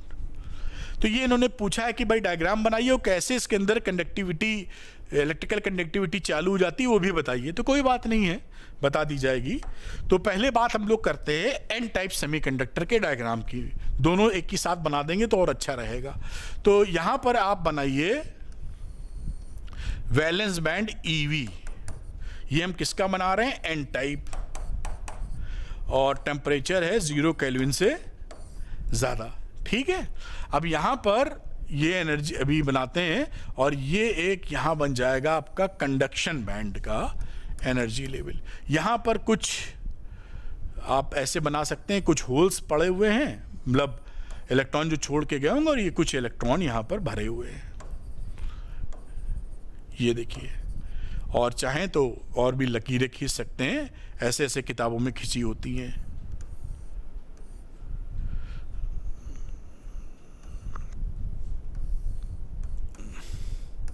ऐसे बना सकते हैं एनर्जी बैंड को दिखाते हुए, ठीक है। अब यहां पर जो कंडक्शन बैंड है, इस कंडक्शन बैंड में आपको इलेक्ट्रॉन आपको मिल जाएंगे ऐसे ऐसे। 0 केल्विन पे ये इलेक्ट्रॉन कूद कर ऊपर चला गया है। खैर, उससे पहले जो ये तो कुछ कूद के जाएंगे कुछ, और एन टाइप में जो डोनर का एनर्जी लेवल होता है वहां से इलेक्ट्रॉन बहुत जाते हैं। वो energy level just below the conduction band होगा। ये एनर्जी लेवल कितना है? डोनर एटम का, डोनर एटम का एनर्जी लेवल। और ये एनर्जी लेवल कंडक्शन बैंड के कितने करीब होता है? Which is very very close. इसकी वैल्यू होती है 0.01 इलेक्ट्रॉन वोल्ट। ये तो यहां पर जो डोनर वाले हैं उनको जैसे ही थोड़ी एनर्जी मिलती, खट से चले जाते हैं कंडक्शन बैंड में, और कंडक्शन बैंड में इलेक्ट्रॉन पहुंच गया तो इलेक्ट्रिकल कंडक्टिविटी चालू हो गई। ये मैं समझा रहा हूं प्रोसेस कैसे होता है। यहां से कूद के ऊपर जाना मुश्किल है क्योंकि एनर्जी गैप लंबा है, लेकिन यहां से जो जस्ट बिलो 0.01 इलेक्ट्रॉन वोल्ट का गैप बहुत कम है। तो एन टाइप सेमीकंडक्टर में ये donor energy level just below the conduction band होता है। तो जैसे ही कुछ एनर्जी मिलेगी खट से यहाँ चले जाएंगे, इलेक्ट्रिकल कंडक्टिविटी चालू हो जाएगी। ये एन टाइप का मामला हो गया। अब हम लोग बात करते हैं पी टाइप सेमीकंडक्टर के लिए। तो यहाँ लिख देते हैं पी टाइप, टेम्परेचर है 0 केल्विन से ज़्यादा, कलर को येलो ले लेते हैं। और यहाँ पर देखिए क्या होगा, ये वैलेंस बैंड का एनर्जी लेवल बना लीजिए। यहाँ पर कुछ होल्स दिख जाएंगे आपको और कुछ इलेक्ट्रॉन भी यहाँ पर मौजूद मिलेंगे आपको। ये देखिए इलेक्ट्रॉन मिल गया आपको, ये इस तरीके से कहानी। और ये हो गई यहाँ पर आपकी कंडक्शन बैंड का एनर्जी लेवल। यहाँ भी आपको ऐसे ऐसे हमने एनर्जी लेवल कुछ बना मारा और यहाँ भी इलेक्ट्रॉन आपको मिल जाएंगे, कुछ इलेक्ट्रॉन जो यहाँ से कूद के गए होंगे। अब इसमें जो कहानी होती है वो कहानी होती है होल्स के द्वारा। तो एक नया एनर्जी लेवल जो कि वैलेंस बैंड के जस्ट ऊपर आपको मिल जाता है, ये देखिए एनर्जी लेवल, इसे बोलते हैं एक्सेप्टर एनर्जी लेवल EA। और ये जो गैप होता है ये, this is also very less. क्या रेंज होती है, 0.01 से लेकर 0.05 इलेक्ट्रॉन वोल्ट में। तो जो इलेक्ट्रॉन यहां पर, ये पी टाइप है, ध्यान रखना, पी टाइप में होल्स से कंडक्शन पैदा होगा, मेजॉरिटी चार्ज कैरियर। तो यहां वाले इलेक्ट्रॉनों को जैसे ही थोड़ी एनर्जी मिलती है कूद के एक्सेप्टर एटम पे चले जाते हैं। तो वो इलेक्ट्रॉन यहां आपको पहुंच गए और यहां होल खाली हो गया। ये कार्यक्रम बहुत होता है जिससे कि आपको पी टाइप सेमीकंडक्टर में कंडक्टिविटी मिलती है। और कुछ में ज्यादा एनर्जी होगी तो कूद के यहां चले जाएंगे, लेकिन मेजॉरिटी क्या है, मेजॉरिटी होल्स की वजह से यहां पर आपको ज्यादा कंडक्टिविटी मिलती है। और होल्स बनने की प्रक्रिया आसान है यहां, क्योंकि एक्सेप्टर एटम का एनर्जी लेवल जस्ट अबव दी वैलेंस बैंड होता है। तो जरा सा भी आपने एनर्जी दी, कूद के यहां पे पहुंच गए इलेक्ट्रॉन, ये होल बना दिया और पी टाइप में इस तरह की चर्चा चालू हो गई। तो ये P type N type semiconductor का एनर्जी लेवल डायग्राम है। ये आपको आने चाहिए, यही सब आपके कोर्स में पूरा चैप्टर ही रिवाइज हुआ जा रहा है। तो इसको आप नोट कर लीजिए, फिर हम लोग आगे की बातचीत करेंगे। पूरी बात हमने क्लियर कर दी एन टाइप पी टाइप। उम्मीद है आप इसको नोट कर पाए होंगे, क्वेश्चन था और ये उसका सॉल्यूशन हो गया। ये डायग्राम वगैरह बनाना आपको आना चाहिए, बड़ी अच्छी बात है। अब यहां पर क्या पूछा जा रहा है, लिखा distinguish between the intrinsic semiconductor, अभी हम लोगों ने काफी बातचीत लिखी थी, purest form of semiconductor, and A P type semiconductor. P type होते हैं एक्सट्रिंसिक, एक्सट्रिंसिक दो तरह के होते हैं, पी टाइप एन टाइप। ये आपको मालूम ही है, बता चुके हैं अभी आपको। Semiconductor give reasons why A P type semiconductor is electrically neutral although NH is much more than NE। ठीक है, तो पहले डिफरेंस की बात करते हैं। यहां लिखते हैं इंट्रिंसिक और यहां लिख देते हैं पी टाइप जो कि एक्सट्रिंसिक है। पहली बात, प्योर फॉर्म है, प्योर सेमीकंडक्टर, इसमें डोपिंग होती है, इम्प्योर है, डोप्ड विथ ट्राईवेलेंट, जैसे एल्युमिनियम। इस तरह से हम इम्प्योरिटी ऐड करते हैं इसमें, तब ये पी टाइप बनता है। दूसरी बात करें, चार्ज कैरियर्स इसके अंदर क्या रहते हैं, Ne बराबर NH। जितने इलेक्ट्रॉन होंगे उतने ही होल्स होंगे। और इसके अंदर आप सेकंड पॉइंट अगर देखें तो NH की वैल्यू काफी ज्यादा होती है Ne से। तो मेजॉरिटी चार्ज कैरियर होल्स होते हैं, माइनॉरिटी इलेक्ट्रॉन्स होते हैं। अगला पॉइंट अगर आप देखना चाहें, कंडक्टिविटी टेम्परेचर पे डिपेंड करती है। Conductivity depends on temperature. ये क्या है, डिपेंड्स ऑन टेम्परेचर एंड इसके साथ साथ डोपिंग कंसंट्रेशन। ये बात यहाँ कंप्लीट हो गई। अब क्या कह रहा है कि भाई जो ये पी टाइप सेमीकंडक्टर हैं ये इलेक्ट्रिकली न्यूट्रल कैसे हैं, क्योंकि यहाँ तो होल ज़्यादा होते हैं।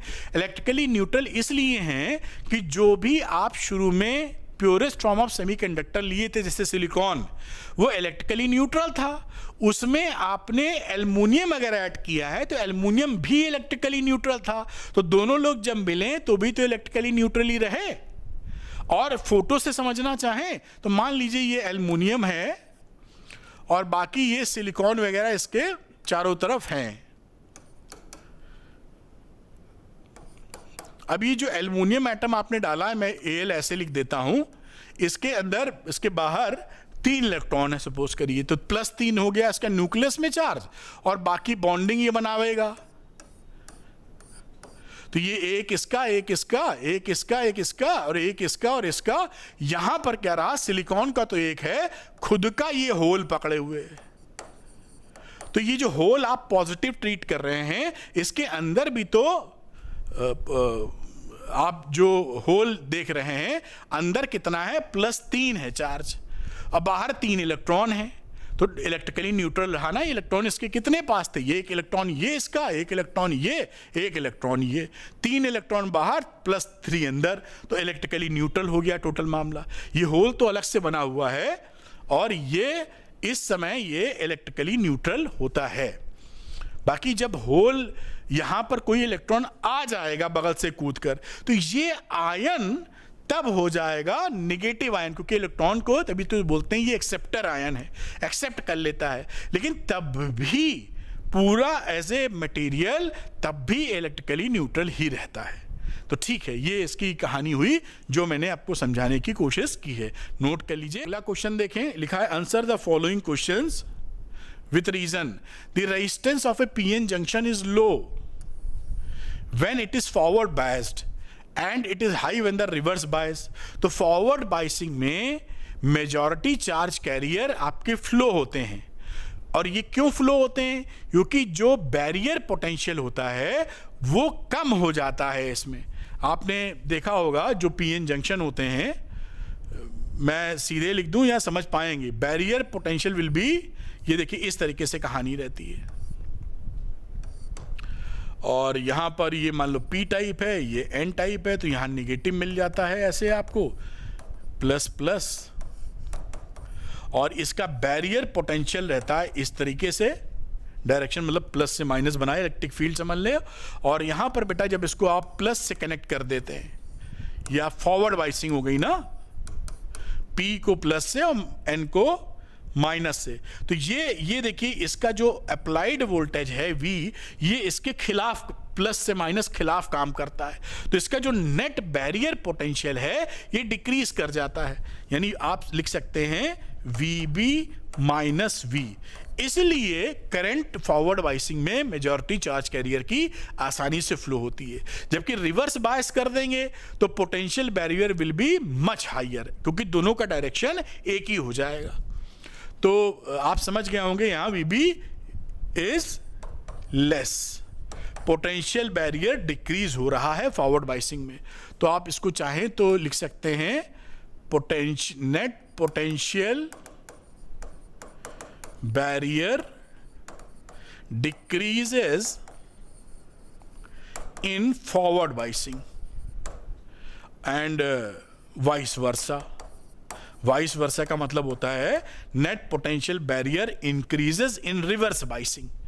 इसलिए यहां पे करंट आरामी से फ्लो होगी, इसकी विपरीत दिशा में फ्लो नहीं होगी।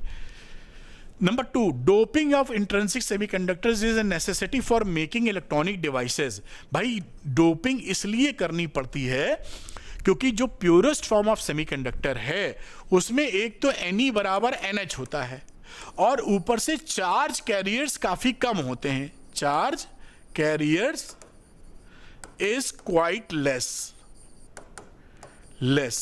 इन इंट्रिंसिक। तो इंट्रिंसिक में एक तो चार्ज कैरियर कम है तो कंडक्टिविटी लो मिलेगी, और Ne बराबर NH रहेगा, तो किसी का भी डोमिनेंस हमको चाहिए कि होल ज्यादा हो जाएं, इलेक्ट्रॉन ज्यादा हो जाएं, हमें सर्किट में जरूरत है तो हम नहीं कर पाएंगे इसके अंदर। तो इस वजह से हम इसमें डोपिंग करते हैं, यानी जानबूझकर डेलिबरेटली हम इम्प्योरिटी ऐड करते हैं, जो कि काफी कम होती है, 1 ppm होती है पार्ट्स पर मिलियन, जिससे कंडक्टिविटी या चार्ज कैरियर्स हम बढ़ा लेते हैं और NeNH में जिसका भी डोमिनेंस चाहिए उसके हिसाब से इंप्योरिटी ऐड कर देते हैं, तो पी टाइप एन टाइप बन जाता है। This is the reason. Main reason क्या है? चार्ज कैरियर का कम होना, और दूसरा रीजन भी मैंने लिख दिया है जहां Ne बराबर NH होता है, तो इसको भी नोट कर लीजिए। यहां लिखा explain with the help of the diagram the formation of depletion region and barrier potential in A PN junction. ये मैंने आपको इसी में एक्सप्लेन कर दिया है। शुरू में जब diffusion current and drift current की बात कर रहे थे आपसे, तो आपको दिखाया था ना कि यहां पर इस रीजन में पी टाइप ये है और एन टाइप ये है। तो यहां पर कहानी कुछ ऐसे हो जाती है कि ये माइनस वाले इधर आ जाते हैं और प्लस वाले बाजू में ऐसे खड़े मिलते हैं, और ये जो रीजन बनता है इसे आप बोलते हैं डिप्लीशन रीजन, लेयर या रीजन जो भी बोलना चाहें। डिप्लीशन का मतलब डिप्लीट हो गए हैं चार्जेस यहां से, यानी चार्जेस खत्म हो गए हैं। फिर से याद दिला रहा हूं, ये जो चार्जेस आयंस दिख रहे हैं ये इमोबाइल आयंस हैं, ये किसी काम के चार्ज नहीं, ये खड़े हैं, चल नहीं सकते हैं। तो जो हमारे काम ही का नहीं है वो होना ना होना, बात खत्म। तो इसीलिए बोलते हैं यहां पर जो मोबाइल चलने वाले जो चार्जेस थे वो डिप्लीट कर गए हैं, खत्म हो गए हैं, इसलिए इसको डिप्लीशन लेयर रीजन बोलते हैं, जो मैंने आपको समझाया भी था। और इसी से ये देखिए, तो ये बैरियर पोटेंशियल इस प्लस से माइनस की तरफ जो इलेक्ट्रिक फील्ड बनता है, ये आपका, इसे हम बैरियर पोटेंशियल, पोटेंशियल को बैरियर पोटेंशियल, इलेक्ट्रिक फील्ड को बैरियर इलेक्ट्रिक फील्ड कह सकते हैं। ये बैरियर पोटेंशियल कहलाता है। और ये किसकी वजह से बन रहा है? ये इमोबाइल आयंस की वजह से बन रहा है। ये कहानी यहाँ पे ऐसे खड़ी होती है, मैं समझा चुका हूं, एक बार फिर से आपको थोड़ा सा याद दिला दिया। तो आप इसको फोटो बना सकते हैं। तो अगला क्वेश्चन आ गया, लिखा है at equilibrium in A PN junction, PN junction में इक्विलिब्रियम पर नेट करंट कितनी होती है? तो नेट करंट भैया जीरो होती है इक्विलिब्रियम पे। डिफ्यूजन करंट और ड्रिफ्ट करंट एक दूसरे के विपरीत होती है और इक्वल होती है, इक्विलिब्रियम पे दोनों सेम हो जाएंगी, तो net current will be zero. तो इसका जो आंसर है वो आंसर होगा सी। आंसर इज बेटा सी। Zero as diffusion and drift current are equal and opposite. बात क्लियर हो जाती, कुछ ज्यादा इसमें कहने का नहीं है, लेकिन आप समझ तो पाए होंगे। ये एक न्यूमेरिकल सा हमारे सामने आ गया है, बड़े आराम से इसको लगाएंगे। देखिए लिखा था circuit shown in the figure has two oppositely connected ideal diodes connected in parallel. एक ये है भाई साहब, एक ये है। Find the current flowing through the each diode in the circuit. दोनों डायोड से कितनी कितनी करंट जा रही है ये पकड़ के हमको बतानी है। तो यहां पर ध्यान से देखिए, प्लस से कनेक्शन, ये देखिए पीएन ऐसे है ना, ये तो आपको याद रहता है, फिर भी मैं बना दे रहा हूं। पीएन ऐसे है, ये पी से एन, प्लस वाला कनेक्टेड है पी से और माइनस वाला कनेक्टेड है एन से, तो ये फॉरवर्ड बाइसिंग में है। इसकी देखिए, ये P वाला कनेक्टेड है माइनस से, N वाला कनेक्टेड है प्लस से, तो ये रिवर्स बाइसिंग में है। हम जानते हैं कि जो रिवर्स बाइसिंग में करंट होती है वो अलाउ नहीं होती, यानी ये जो डायोड नंबर 1 है इस ब्रांच में कोई करंट नहीं जाएगी। क्यों? क्योंकि ये रिवर्स बाइसिंग में है। No current in D1 because it is in reverse biased condition। Reverse biasing लिख देते हैं, इतना तो आप समझदार हैं। ठीक, यहां पर ये फॉरवर्ड बाइसिंग में, तो ये करंट अलाउड करेगा। ये ब्रांच किसी काम की नहीं है, तो यहां से देखिए 2 ओम और ये 4, टोटल कितना रेजिस्टेंस है? 6 ओम का। तो D2 is in forward biasing. FB मतलब फॉरवर्ड बाइसिंग। तो करंट कितनी हो गई? Y is equal to R equivalent. V कितना है? 12 वोल्ट। R कितना है? 2 ओम इसका, 4 ओम इसका सीरीज में, तो 2 + 4 12/6 यानी 2 एम्पियर। ये आंसर आ गया। तो ऐसे सवाल आएंगे तो बिल्कुल आपको घबराना नहीं है, बड़े प्यार से कर लेना। मैं हटता हूं, इसको आप नोट कर लें। नेक्स्ट क्वेश्चन पर आ गए। बोला है in the following diagram is the junction diode is forward biased और रिवर्स बाइस। आपको पहचानना है कि ये फॉरवर्ड बाइसिंग में है कि रिवर्स बाइसिंग में है। तो देखिए ये पीएन जंक्शन ऐसे लिखा बना होता है, पीएन एरो की तरफ, एरो जिधर है पी से एन की तरफ। ये अर्थिंग है, ये किसका निशान है? अर्थ का। तो P वाला किससे कनेक्टेड है? अर्थ से, यानी 0 वोल्ट से। अर्थिंग हो जाए 0 वोल्ट है। और N वाला किससे कनेक्टेड है? +5 से, 5 वोल्ट। ये है ना 5 वोल्ट, देखिए 5 वोल्ट कह लीजिए, या 5 वोल्ट पे कुछ ड्रॉप भी हो रहा होगा, फिर भी ये पॉजिटिव पे ही रहने वाला है। तो here N potential of N is greater than potential of P। इसका क्या मतलब है कि ये रिवर्स बाइसिंग में है। फॉरवर्ड बाइसिंग में क्या होता है? P वाले का पोटेंशियल ज्यादा पॉजिटिव से कनेक्ट करते हैं, N वाले का कम से कनेक्ट करते हैं, तो होता है फॉरवर्ड बाइसिंग। ये उल्टा हो गया, P वाले का पोटेंशियल कम है, यानी रिलेटिवली निगेटिव से कनेक्ट किया हुआ है, और N वाला रिलेटिवली पॉजिटिव से कनेक्ट किया है। इसका मतलब क्या है? ये रिवर्स बाइसिंग में है। ये रिवर्स बाइसिंग कंडीशन में है। आप उम्मीद है समझ पाए होंगे। मैं हटता हूं, इसको आप पॉज करके नोट कर लीजिए। अब यहां पर बोला है using the necessary circuit diagrams show how the VI characteristics of PN junction are obtained. ठीक है, अच्छा ये सर्किट डायग्राम पूछा कि फॉरवर्ड बाइसिंग के लिए सर्किट डायग्राम कैसे बनाओगे। तो कोई दिक्कत नहीं है, पहले वाले यही बना देते बड़े आसानी से। तो पहला वाला ले रहे हैं फॉरवर्ड बाइसिंग। देखिए सिंपल सी बात क्या है कि VI कैरेक्टरिस्टिक बनाने का मतलब है कि हमें पोटेंशियल भी नापना है अक्रॉस डायोड और करंट भी नापना है। फॉरवर्ड बाइसिंग में करंट की वैल्यू मिली एम्पियर में होती है, इतना ध्यान रखना है, रिवर्स में माइक्रो एम्पियर में। तो ये एक बना दीजिए यहां डायोड, ये बना गया डायोड का सिंबल PN। इसे आप P लिख दीजिए, इसे आप N, जिसे आसानी से बना सकें। इसका हमें नापना है वोल्टेज, तो V से नपाई कर देंगे। करंट भी नापनी है, तो एक करंट के लिए यहां पर मिली एम्पियर का हम लोग एमीटर लगा दीजिए, और यहां पर हम इसको चेंज करने वाला अलग अलग वैल्यूज ले सकें उसके लिए, और बैटरी को प्लस माइनस कनेक्ट कीजिए, और ये वायर आप यहां से निकाल कर इससे कनेक्ट कर दीजिए। ये देखिए डायग्राम बन गया। ये प्लस वाला देखिए कनेक्शन, ये प्लस है, ये माइनस है, ये प्लस P से कनेक्टेड है, और N वाला कनेक्शन माइनस से है।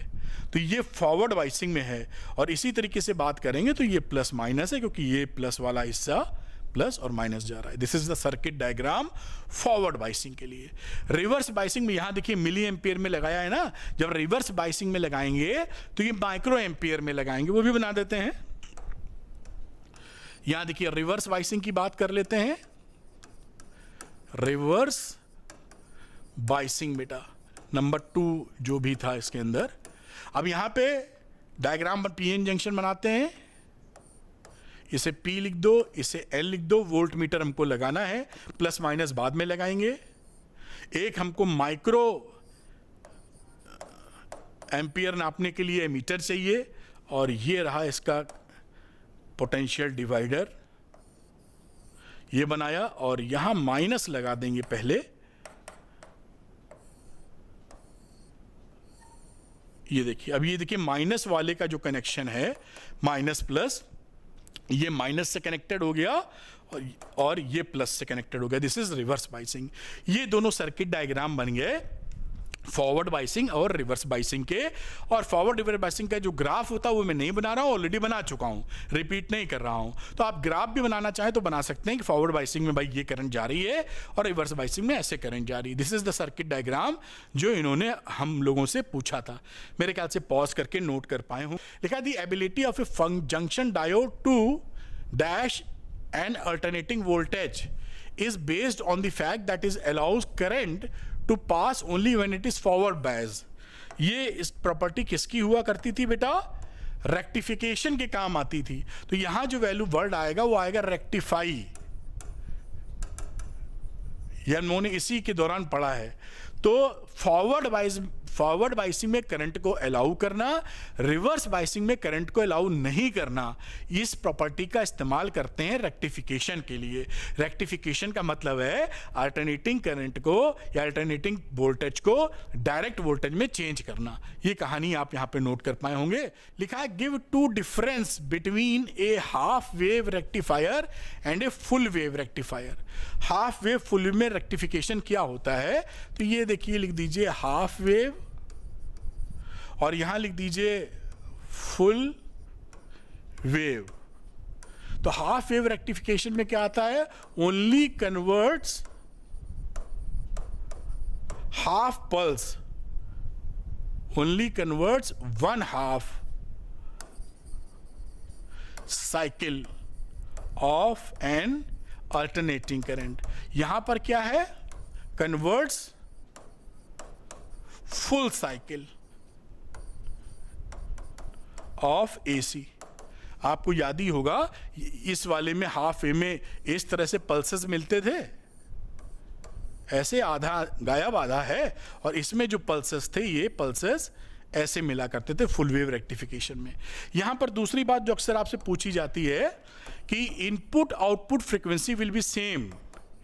Input frequency is equal to output frequency, कि अगर 50 हर्ट्ज का इनपुट है तो आउटपुट भी 50 हर्ट्ज का होगा। यहां क्या करता है, ये डबल कर देता है। Output frequency is equal to 2 into input frequency. अगर आपने इनपुट लगाया है 50 हर्ट्ज का तो आउटपुट मिलेगा 100 हर्ट्ज का। ये बात ध्यान रखिएगा, ये कई जगह आपसे पूछी जाती है। हाफ वेव फुल वेव का रेक्टिफिकेशन हो गया, तो इसको आप नोट कर लीजिए पॉज करके। यहां पर देखिए with the help of a circuit diagram explain briefly how a PN junction diode works as a half wave rectification. Full wave का तो हम लोग बना ही चुके हैं, एक ट्रांसफार्मर फिर बना दीजिए। ये प्राइमरी ट्रांसफार्मर हो गया, एसी सोर्स लगा दें इससे, और ये देखिए ये एक ट्रांसफार्मर बनाया आपने, ये सेकेंडरी हो गया, और एक डायोड यूज करते हैं इसमें हाफ वेव रेक्टिफिकेशन में। और ये देखिए यहां पर लोड लगा दीजिए X, ये हो गया Y, और इस वाले को कनेक्ट कर दीजिए इससे, इसे A बोल दें कि बस नामकरण कर दें B। बन चुका है, ये डायोड है और ये ट्रांसफार्मर है। बस ये प्राइमरी, ये सेकेंडरी, बात खत्म हो गई। यहां पर ये आउटपुट है RL। ये कहानी है। तो ये कहानी में वर्किंग की बात करेगा तो वर्किंग आप समझ ही रहे हैं। जिस पल ये प्लस होगा और ये माइनस, ये प्लस हो गया ये माइनस हो गया, प्लस वाला P से कनेक्टेड, N वाला माइनस से कनेक्टेड। अब ये फॉरवर्ड बाइसिंग में है, पल्स निकालेगा, करंट को अलाउ कर देगा। अब अगले ही क्षण क्या होगा, मैं इसको कलर को बदलता हूं, जब ये माइनस होगा बदलेगा, माइनस के बाद प्लस, प्लस माइनस बदलता रहता है। तो माइनस वाला P से कनेक्टेड हो जाएगा और N वाला प्लस से कनेक्टेड हो जाएगा, यानी रिवर्स बाइसिंग में चला जाएगा। तो इस रिवर्स बाइसिंग में current not allowed, I not, थोड़ा अलग अलग नहीं, आई नॉट अलाउड। तो आधी पल्स एक साइकिल के अंदर क्या होगा कि फॉरवर्ड बाइसिंग में पल्स निकला और रिवर्स बाइसिंग में पल्स नहीं निकला। ये हाफ वेव रेक्टिफिकेशन है। फुल वेव का तो हम लोग डिस्कशन कर ही चुके हैं। तो ये बात, आप इसका वेव फॉर्म बनाना हो तो इनपुट आप लिखिए, इनपुट में ये देखिए ऐसे दिखा दीजिए, और ये रहा आउटपुट। जहां जहां फॉरवर्ड बाइसिंग है वो तो आपको पल्स मिलेगी, यहां पे नहीं मिलेगी, और फिर यहां पर आपको ऐसे पल्स मिलेगी। This is output wave form. We output लिख सकते हैं, इसी तरीके से आप वी आउटपुट, और ये टाइम बन गया। ये वेव फॉर्म है। वेव फॉर्म जरूर बना दिया करिए, पूछें चाहे ना पूछें, ये कहानी इसकी निपट जाती है यहां पर। चलिए, in a pure semiconductor crystal of silicon if antimony is added, then what type of extrinsic semiconductor is obtained. तो आपको ये समझ में आना चाहिए कि जो एंटीमनी होता है इसकी वैलेंस सेल में ग्रुप 5 का है कि ग्रुप 3 का है। तो ग्रुप 5 का है एंटीमनी।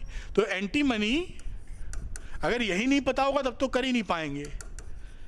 एंटीमनी जो कि Sb है is a pentavalent impurity, pentavalent impurity. इसके बाहर वाले ऑर्बिट में 5 इलेक्ट्रॉन मिलेंगे तो ये एन टाइप सेमीकंडक्टर देगा, कंडक्टर, क्योंकि ये डोनर एटम बन जाएगा ना, डोनर क्योंकि इलेक्ट्रॉन दे रहा है। तो draw the energy band diagram extrinsic, इसके लिए वो हम लोग ऑलरेडी बना चुके हैं, फिर भी एक बार बना रहे हैं। नीचे आप पकड़ लीजिए वैलेंस बैंड और एक बना देते हैं ऊपर कंडक्शन बैंड, और डोनर लेवल जो होता है वो उसके पास होता है। तो यहां आप बना दीजिए डोनर लेवल का ईडी जो कि काफी करीब है, इससे गैप के है 0.01 इलेक्ट्रॉन वोल्ट। और यहां पर आप कई सारे ऐसे बना सकते हैं आप। और यहां की बातचीत करेंगे तो यहां आपको मिल जाएंगे होल और कुछ इलेक्ट्रॉन भी। ये देखिए कहानी ऐसे बन गई, ये आपकी कहानी बन गई। यहां पर इलेक्ट्रॉन जो मौजूद है वो आसानी से कूदकर कंडक्शन बैंड में चला जाता है, क्योंकि just below the conduction band वो होता है यहां पर। तो यहां पर आप देखिए 4 ये बनाए, 4 ये बना दिए, ठीक नहीं है, बल्कि यहां पर ज्यादा इलेक्ट्रॉन बना देते हैं हम लोग, क्योंकि आपको ऐसा फील हो कि यहां से ज्यादा लोग आए हैं, यहां से कम लोग आते हैं, यहां से जंप करके यहां जाना मुश्किल हो जाता है। तो ये कहानी हो जाती है। ये डोनर एटम वाली कहानी कब होती है? एन टाइप पे। और पी टाइप में एक्सेप्टर एटम। खैर आप समझ गए होंगे, पढ़ा तो आपने जरूर बढ़िया तरीके से होगा।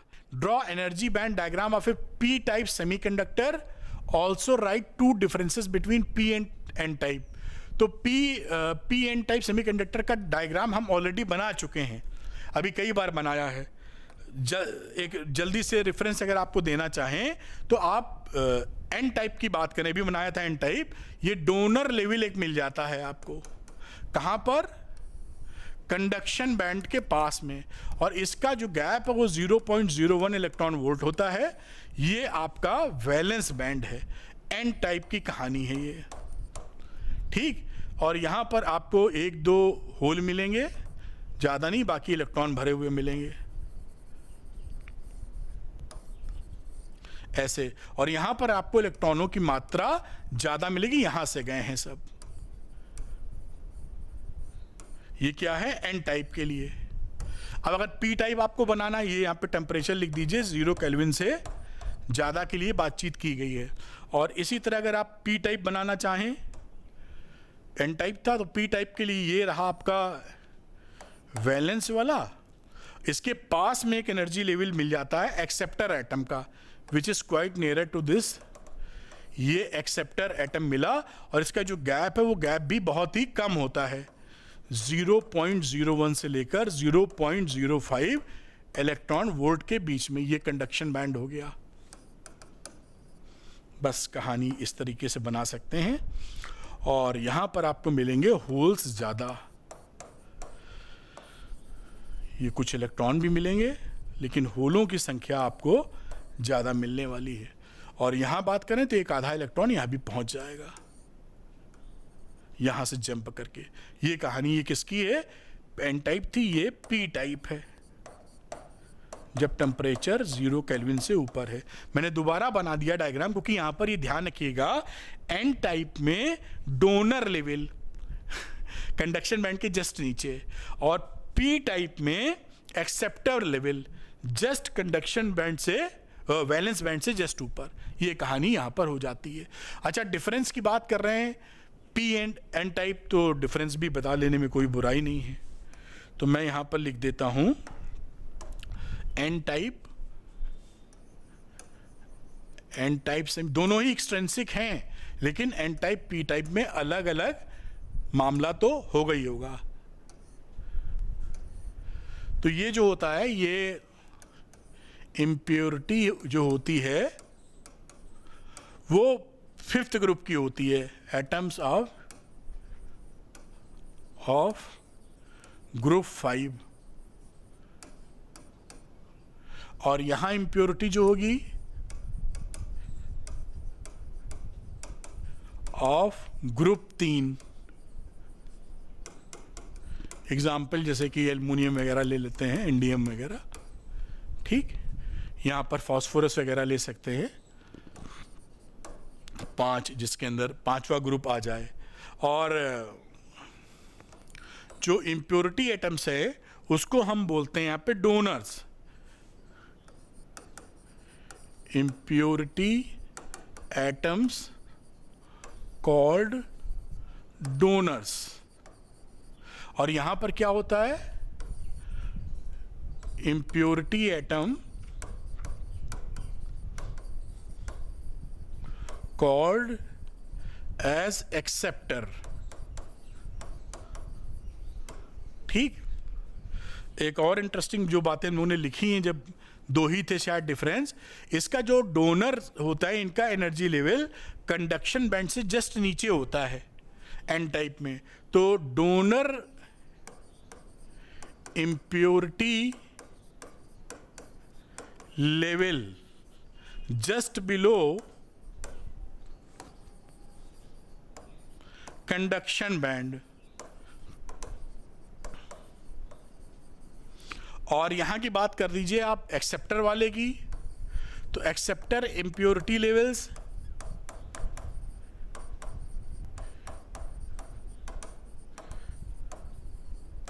Just above valence band. यहां पर आपके जो मेजॉरिटी चार्ज कैरियर्स हैं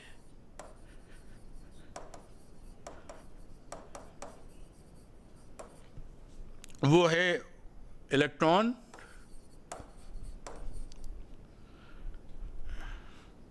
Ni ऐसे लिख देते हैं झट से, NH के बराबर है, और ये नंबर 4 लिख दीजिए, N holes are much greater than Ni। ये हो गए 3-4 डिफरेंस, बड़े आसानी से लिख सकते हैं। इंपॉर्टेंट है, पूछा जाता है आपसे। खैर इसको नोट कर लीजिए। अगला सवाल देखते हैं बेटा, मेरे ख्याल से आप इसको पॉज करके नोट कर पाए होंगे। ये पीछे वाला भी आप नोट कर लीजिए, अगर चूक गए हैं तो आसानी से नोट कर सकते हैं। ये नेक्स्ट क्वेश्चन पे आते हैं। लिखा है when A voltage drop across A PN junction diode is increased from this one two this one, the change in the diode current is 10 milliampere. What is the dynamic resistance? देखिए जो diode होता है वो Ohm's law follow तो नहीं करता है, तो इसका रेजिस्टेंस डायनेमिक निकालते हैं। डायनेमिक मतलब बदलता हुआ। तो जो डायनेमिक रेजिस्टेंस है, डायनामिक रेजिस्टेंस